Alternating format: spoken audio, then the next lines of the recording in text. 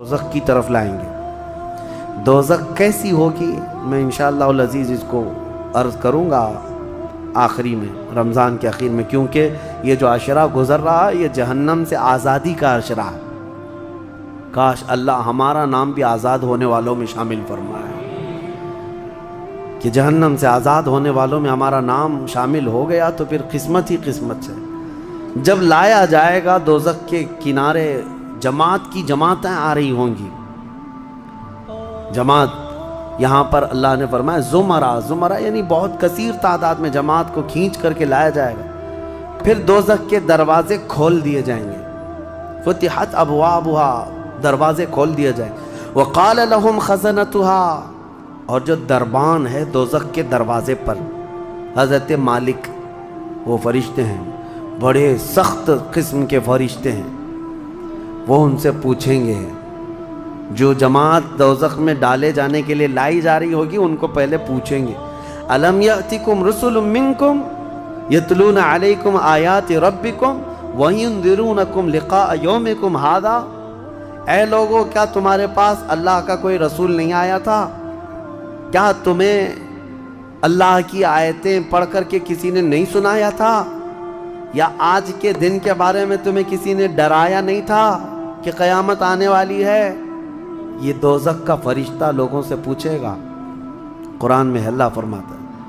تو لوگ کیا کہیں گے؟ قالوا بلا ولکن حقت کلمۃ العذاب، وہ کہیں گے ہاں کیوں نہیں آئے تو تھے لیکن ہم جھٹلا دیے تھے، نبیوں کے پیچھے نہیں چلے، قیامت کے دن پر یقین نہیں رکھے، اور عذاب ہمارے اوپر واجب ہو گیا، ہم جا رہے ہیں۔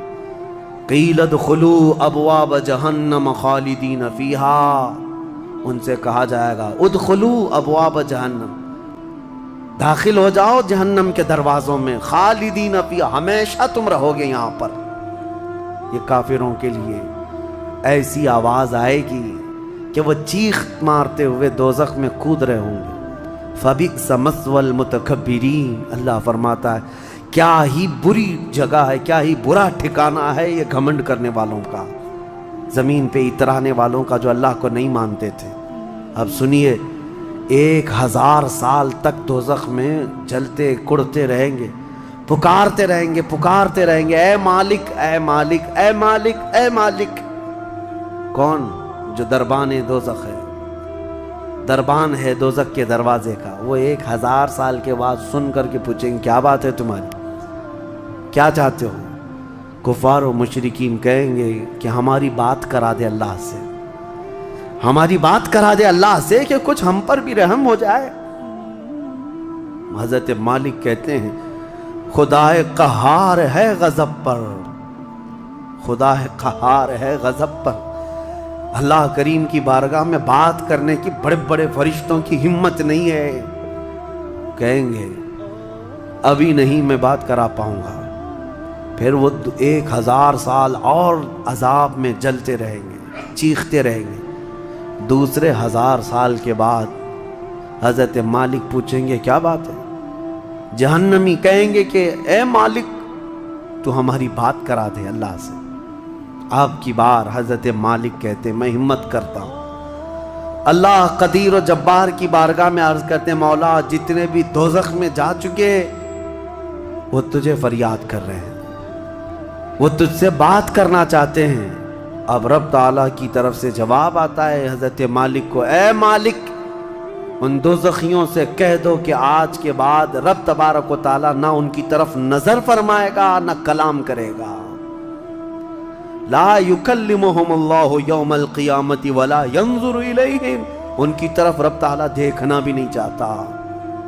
وہ قدیر و جبار خدا جب دنیا میں ہر دن بلا رہا تھا آجا میرے بندے میرے پاس، آجا میرے بندے میری طرف آجا، ففروا الی اللہ، اللہ کی طرف دوڑ پڑ، نہیں سنتا تھا، ایک دن بھی نہیں سنا، اور جہنم میں جانے کے بعد پکار رہا ہے۔ رب تعالیٰ فرماتا ہے اب اللہ ان کی طرف دیکھنا بھی نہیں چاہتا۔ حضرت مالک جب یہ پیغام سنا دیتے ہیں اللہ کا، جہنم میں ایسی چیخ نکلتی ہے جہنمیوں کی کہ پورا جہنم ہلنے لگ جاتا ہے، کانپنے لگ جاتا ہے ان جہنمیوں کی چیخ سے کہ اب ان کو کہہ دیا جاتا ہے خالدین فیہا، اب تم ہمیشہ ہمیش کے لیے رہو گے یہاں پر۔ اسی لیے میرے عزیزو کفر سے ڈرو، کفر سے ڈرو۔